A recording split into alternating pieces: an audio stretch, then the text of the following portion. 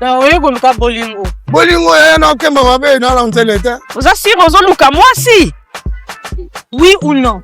Bon, si Dieu le veut. Pardon? Tato ya kini ba nyokoli biso.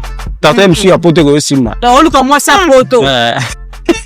Yaya, ato bala kombe de loka pema. Avant to Bon. Serge. Naza na posa bolingo.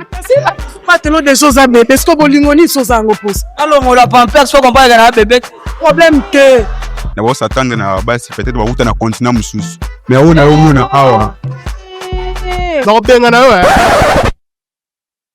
Ti le loka ozaka pona mbonga transport. Ah.